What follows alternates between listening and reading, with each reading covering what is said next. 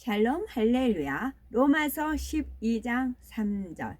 내게 주신 은혜로 말미암아 너희 각 사람에게 말하노니 마땅히 생각할 그 이상의 생각을 품지 말고 오직 하나님께서 각 사람에게 나누어 주신 믿음의 분량대로 지혜롭게 생각하라. 아멘. 믿음의 분량 10번째, 믿음의 3단계입니다. 첫 번째, 지속적인 믿음의 성장을 하려면 마음의 죄성을 발견해 버려야 합니다.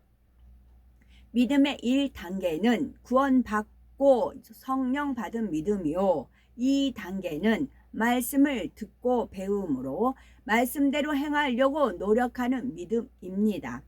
그러나 아직 온전히 행할 수 있는 힘이 없으므로 때로는 말씀을 지켜 행하기도 하며 때로는 말씀을 어기고 범죄하기도 합니다.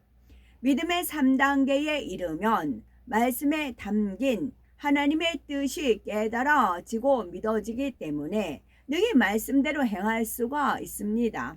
그래서 계명은 지키는 것이 무겁다, 신앙생활이 힘들다 하는 것이 아니라 주님을 믿고 계명을 지키며 사는 것이 행복하다라고 고백하는 것을 볼 수가 있답니다.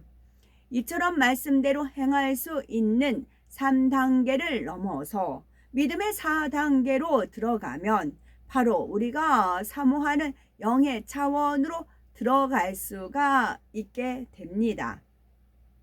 그런데 사람마다 신앙생활을 시작하여 믿음의 단계들을 신속하게 뚫어서 영의 단계까지 순조롭게 들어가는 경우도 있지만 그렇지 못한 경우도 많이 있습니다.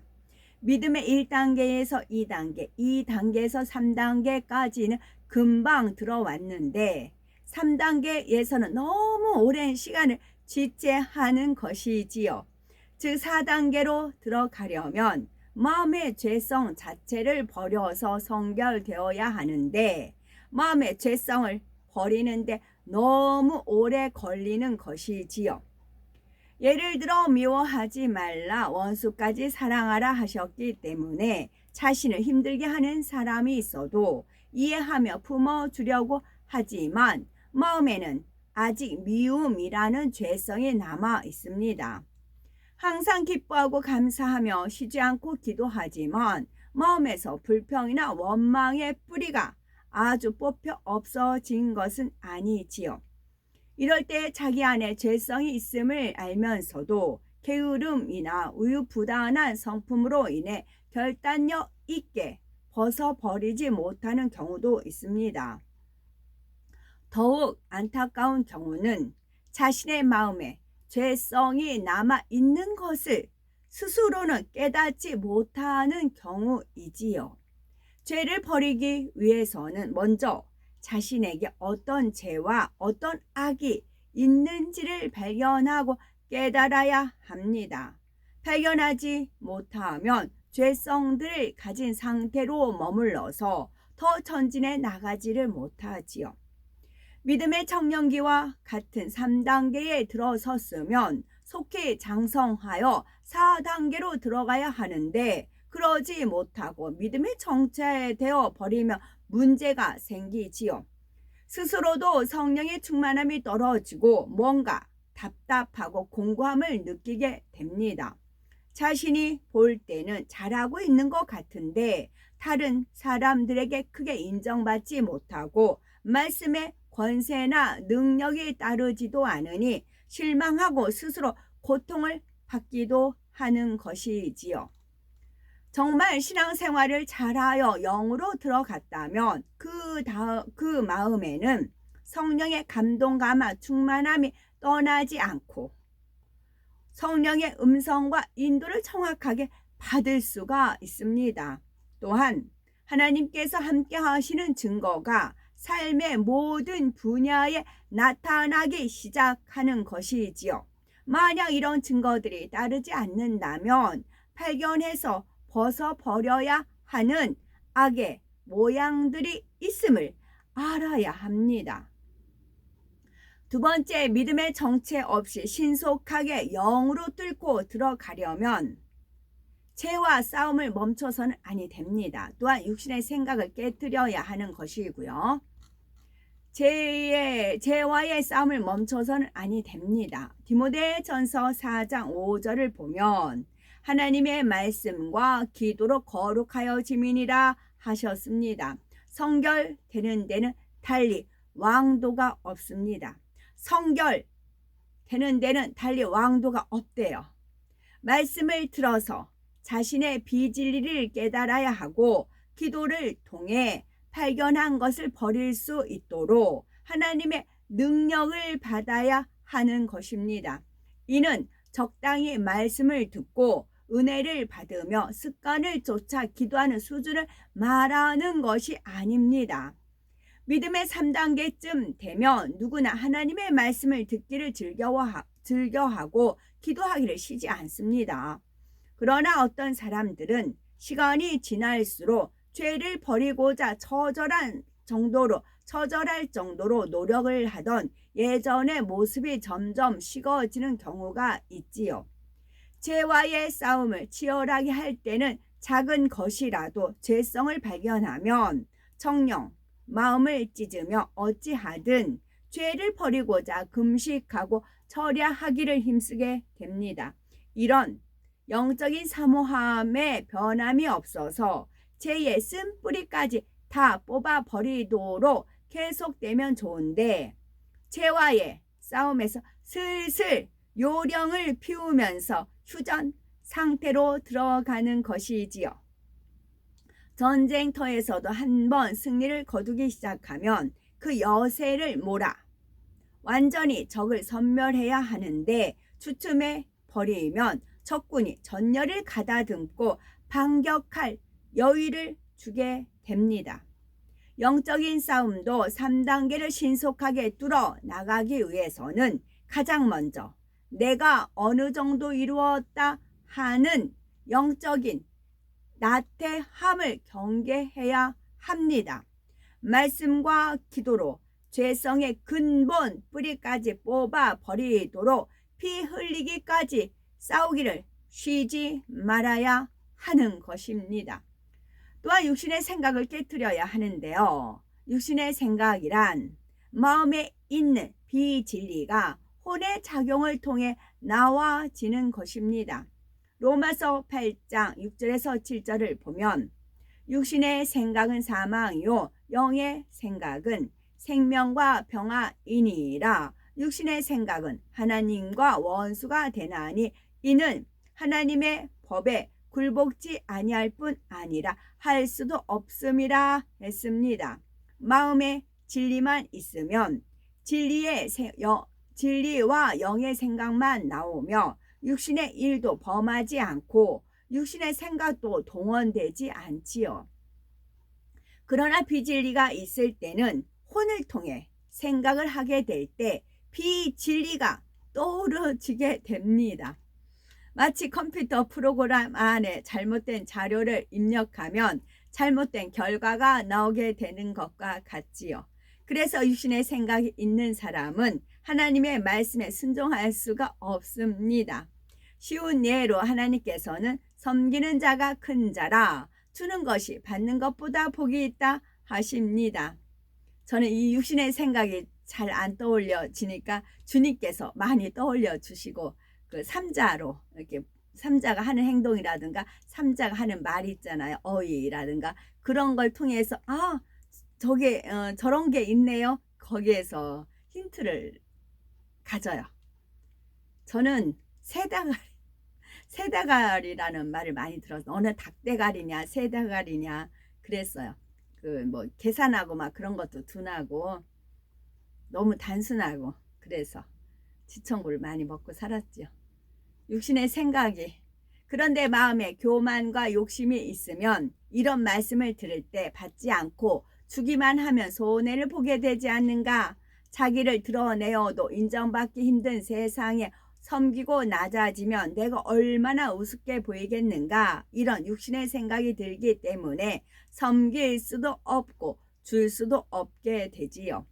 이렇게 하나님의 뜻을 이해할 수도 없고 하나님의 말씀에 순종할 수가 없으니 육신의 생각은 하나님과 원수가 된다 하신 것입니다. 원수마귀 사단 그러잖아요. 그러면 육신의 생각은 하나님과 원수가 돼요. 그럼 육신의 생각은 누가 갖다 줘요? 원수마귀 사단이 주는 생각이라고요. 하나님은 전지전능하시며 하나님의 말씀만이 유일한 진리입니다.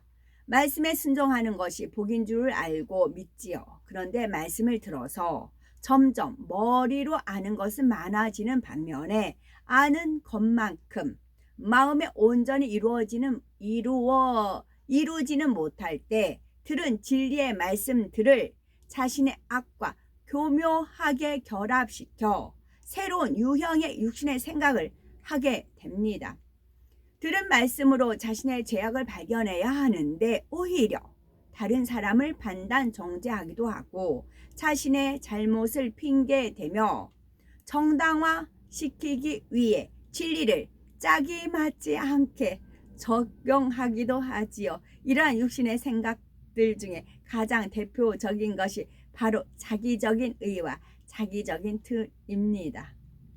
하나님께서 가증히 여기시는 그런 행동을 하면서 그것을 일명 다윗의 춤이라 이렇게 운운하면서 활성화시키는 경우가 이런 경우예요. 본인은 다윗의 춤이라고 활성화시키죠. 하나님 보시기엔 가증하다 하시거든요. 그런 케이스도 있습니다. 먼저 자기 의란 단적으로 말해 내가 옳다 주장하는 것이지요. 자기 의가 강한 사람은 상대에게도 자기 의를 따르도록 강요함으로 힘들게 만드는 경우가 많습니다. 예를 들면 열심히 신방하거나 충성하지 않는 사람을 볼 때 자기 의가 강한 사람은 상대를 깨우쳐 주려고 일꾼이라 하면서 그렇게 게으르면 되겠습니까? 지적하며 권면하지요. 혹은 여러 사람이 있는 데서 내 주변에 이러이러한 게으른 사람을 보았습니다. 우리는 그러면 안 되지요 라고 말합니다. 이때 본인이나 주변 사람들이 들으면 누구에 대한 말인지를 쉽게 눈치챌 수 있을 정도로 상대를 드러내어 말하는 것이지요. 물론 열심 내고 충성하는 것은 마땅한 일이지만 지적하는 것을 통해 상대가 은혜 받고 회개하면 다행이지만 상대가 그 말을 받지 못하거나 오히려 역효과가 날 수도 있다는 사실입니다. 저 사람이 나를 찌른다 생각하여 은혜가 떨어지거나 실족할 수도 있지요. 비록 상대의 잘못을 권면해야 한다 해도 성결을 사모하는 마음으로 위로부터 지혜를 받으면 상대의 마음을 감동시킬 선한 방법을 떠올릴 수가 있습니다.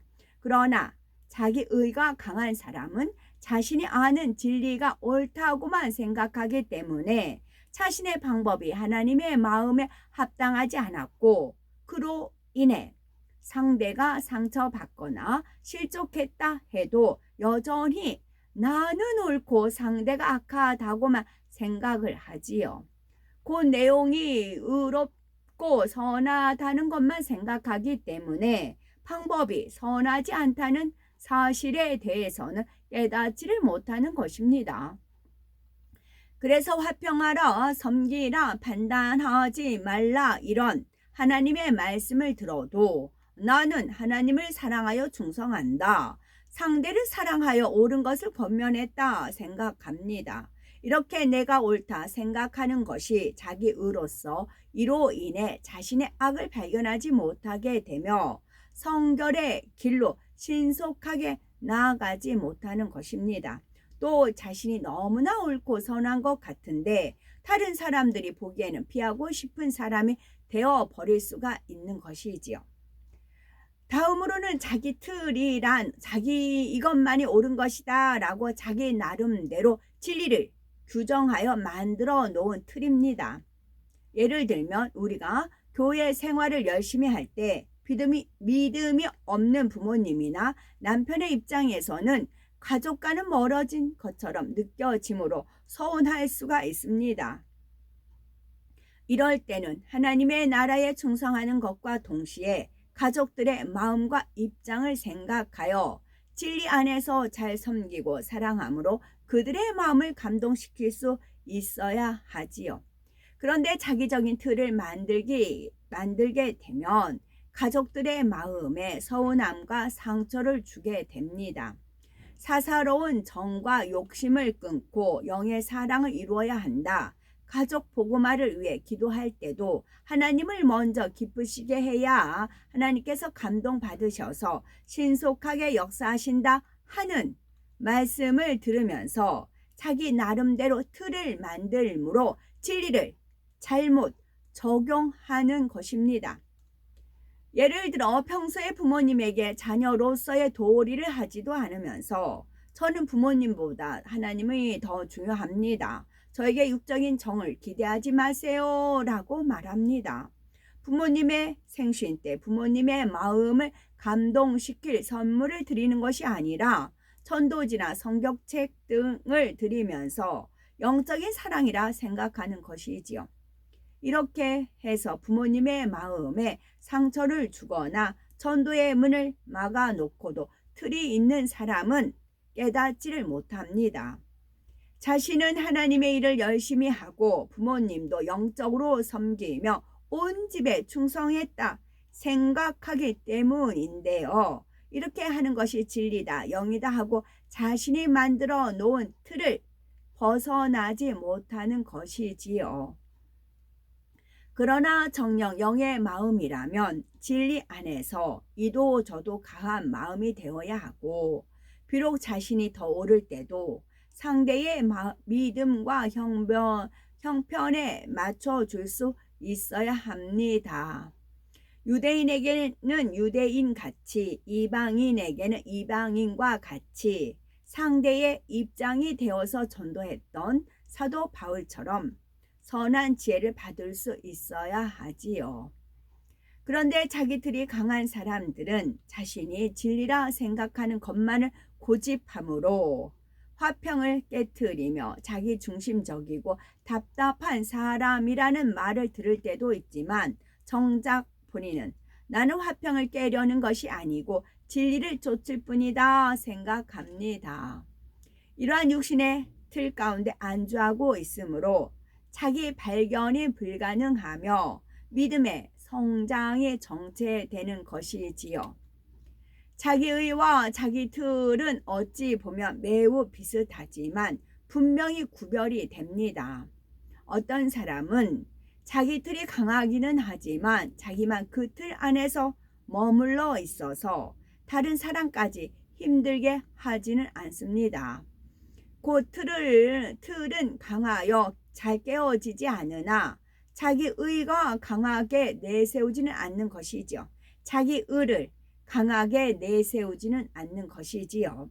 그런가 하면 자기 틀이 강해서 자신도 그 틀 안에서만 행하려고 할 뿐만이 아니라 다른 사람도 그 틀대로 따라주도록 강요하며 힘들게 하는 사람도 있습니다.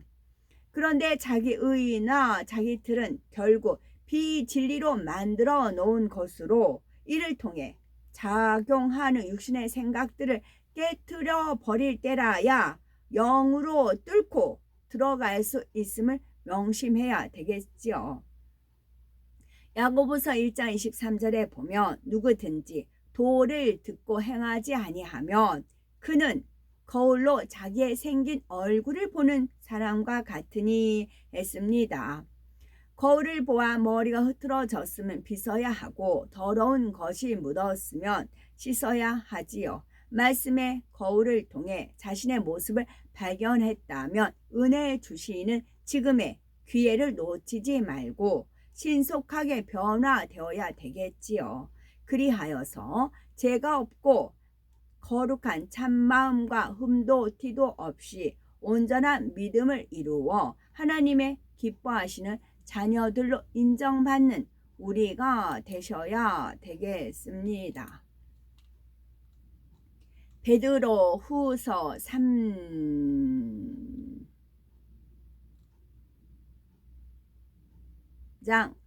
18절에 오직 우리 주 곧 구주 예수 그리스도의 은혜와 오직 우리 주 곧 우리 주 곧 구주 예수 그리스도의 은혜와 그를 아는 지식에서 구주 예수 그리스도를 아는 지식에서 자라가라. 영광이 이제와 영원한 날까지 그에게 있을지어다. 그래서 우리가 자라가는데 어떤 것으로요? 오직 우리 주 곧 구주 예수 그리스도의 은혜와 그를 아는 지식에까지 자라가라. 영광이 이제와 영원한 날까지 그에게 있을지어다. 아멘 있고요.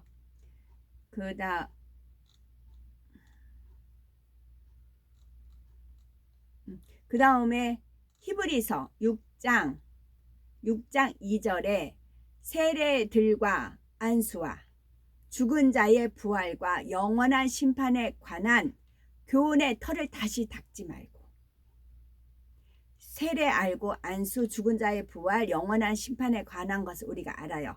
그 교훈의 털을 다시 닦지 말고 다람쥐 쳇바퀴 돌듯이 거기만 맴돌지 말고, 그래서 신앙의 정체가 되는 거예요. 다람쥐 쳇바퀴 돌아서 교훈의 털을 다시 닦지 말고 이미 정립이 됐으면 완전한 대로 나아갈지니라. 완전한 대로 나아갈지니라. 6장 3절에 하나님께서 허락하시면 우리가 이것을 하리라 했고요. 그래서 완전한 대로 나아가야 된다 말씀을 하셨어요. 그리고 나서 마태복음 5장 48절에 보면 그러므로 하늘에 계신 너희 아버지의 온전하심과 같이 너희도 온전하라. 그러니까 완전하라, 온전하라는 말씀이고요. 그러면 온전하다는 뜻은 변화되지 않고 본 바탕대로 고스란하다라는 뜻이에요. 변화되지 않고 본 바탕대로 고스란하다. 그러니까 처음 아담을 만드시고 아담의 생기를 두시고 영의 지식을 심어주셨어요. 섬겨라, 나저라, 사랑하라, 그런 영의 지식이요. 그 지식을 우리가 지금 배우고 있어요. 그 지식은 예수 그리스도를 아는 지식에서 자라가라 했잖아요. 그 예수 그리스도의 지식이 하나님 말씀 66권 말씀이고, 대표적인 것이 고린도전서 13장 사랑짝 팔복의 마음 성령의 9가지 열매 빛의 열매들이에요. 그런 열매, 그런 말씀들을 우리가 그 변화되지 않고 본바탕 고스란히 하는 것이 온전하다는 뜻이고요. 그 다음에 완전하다는 것은 완전한 데 나아가라 했잖아요. 그 정확한 의미에 한치 어긋남이 없는 것입니다. 여기서 제가 이제 겪은 거는 그 M교회가 이 말씀이 나가서 이제 이걸 워낙 강조하니까 전 성도님들이 온전하고 완전함을 어디에서 추구를 하냐면 외적인 거에서 추구해요. 외적인 거에서. 그래서 외모도 막 가꾸고 뭐 한복도 막 그 삐까뻔쩍 해가지고 거기 헌금위원 안내원이 한복들이 있거든요. 그리고 누가 어떤 한복이 더 비싼가 경쟁을 해요. 그리고 외적인 것을 가꾸다 보니까 막 집안을 빤듯빤듯 하고 막 그래요. 그러다 보니까 그러지 못한 사람은 이제 판단 정죄를 하고 그렇게 돼요. 이제 제가 30대 구역 예배를 드릴 때 저희 집에 바이올린이 있었어요. 근데 구역 식구 아기가 그 방에 가서 놀았어요. 근데 그 아이가 놀았는데 바이올린을 이제 줄을 끊어 먹은 거 저는 몰랐어요. 그리고 이제 구역 예배 잘 끝났어요. 그리고 이제 바이올린 주인이 왔어요. 주인이 와서 바이올린 줄이 끊어졌다고 막 뭐라고 해요. 근데 저는 그때 어머 아기가 그 방에서 놀았는데 바이올린 만졌구나 이제 했어요. 그렇지만 제가 눈으로 본 거 아니니까 뭐라고 말할 수가 없었어요. 근데 가만히 있었죠. 그러니까 본인 바이올린 주인도 막 혼자 뭐라고 투털투털은 해요. 근데 저를 닥달을 못하는 이유가 제가 본인 물건을 안 만지는 거 알아요. 본인 물건 만지는 거 싫어해요. 그래서 제가 터치 안 하는 걸 본인이 알아요. 그러니까 막 바이올린 줄이 끊어졌다고 투털은 돼도 저한테 이렇게 닥달은 안 하더라고요. 이게 무엇이냐면 온전하고 완전한 사람, 외적으로 온전하고 완전한 사람들이 있어요. 뭐든지 빤듯해야 되고 먼지 하나 있으면 안 되고, 여자분들도 그런 분 있고 남자분들도 그런 분 있어요. 그러면은 만약에 집안을 깨끗이 정리하고 막 그랬어요. 근데 누가 하나가 어린아이가 막 이렇게 애기들은 막 후닥닥 뛰어오잖아요. 신발도 안 벗고 뛰어오면 막 짜증이 나는 겁니다. 나 방금 반들반들하게 닦아놨는데 만약에 구역 식구가 오면 그게 짜증이 나는 거예요. 그게 나와요. 그래서 온전하고 완전한 것은 외적인 것도 갖추면 좋아요. 그렇지만 내적인 거, 우선 성령의 9가지 열매, 팔복의 열매, 사랑장의 열매, 빛의 열매를 온전히 내면을 갖추고 그 외적인 것은 온전하면 더 좋죠. 저는 그 육체적 결여가 많아가지고 저는 이렇게 손 자체가 그 나무가 이렇게 자랄 때 막 휘어지면 이렇게 바로 잡아주면 쭉쭉 크잖아요. 근데 저는 자랄 때부터 휘어져가지고 뭐 하든지 이렇게 반듯반듯을 못해요. 그러니까 이제 일 다닐 때도 아줌마 손이 걸다고 이제 그런 말을 듣긴 했어요. 그렇지만 워낙 성실하게 일을 하니까 내쫓진 않거든요. 그 대신 이제 그만큼 노력을 하죠. 똑같이 백지장을 놔도 저는 놔도 삐뚤어요. 근데 어떤 분은 한 번 놔도 반드시 놓잖아요. 거기에 또 자기 만족을 가지는 분이 있어요. 난 이렇게 다른 사람보다 난 잘해. 그러면서 다른 사람을 판단 정지하는 경우도 있을 수 있어요. 그래서 그 M교회가 그게 실패한 이유가 외적인 것만 너무 사람들이 내가 이렇게 반듯반듯해, 내가 온전해, 내가 완전해. 거기에 자기들 자기 의가 너무 강해서 그 위에부터 그랬어요. 그 목자라고 하죠. 거기부터 본인이 워낙 어릴 때부터 그렇대요. 반듯반듯. 그러다 보니까 거기에 너무 치중을 하다 보니 그러지 못한 사람을 오히려 판단 정지하고 그랬어요. 근데 지금도 저는 뭘 해도 삐뚤빼뚤해요. 그래서 정리정돈을 돈 주고 가서 배우긴 했어요. 남의 집에 일 가면 해요. 하는데 그렇게 온전하고 완전하진 못해요. 그래서 온전하고 완전하다는 말씀을 내면적인 것부터 우선 갖춰놓고 외적인 것은 만약에 저도 완전하고 온전하고 했으면 그 바이올린 만약에 그랬다면 뭐 싫은 소리 듣기 싫으니까 뭐 구여식구 한마디 했겠죠. 전혀 그 애기는 그 애기 엄마는 자기 애기가 와서 우리 집 바이올린 줄 끊어놓은 거 몰라요. 지금까지요. 거기서 그냥 스톱을 했으니까. 장단점이 있지만 더 생활에서 온전하고 완전하면 더 좋지요. 더 좋지요. 저는 이제 부족해서 저는 그런 면은 마이너스이긴 하지만 그러나 하나님께서 원하시는 거는 성령의 9가지 열매, 팔복의 마음, 사랑장 열매, 사랑 온유 그거고 그 다음에 빛의 열매입니다. 아멘.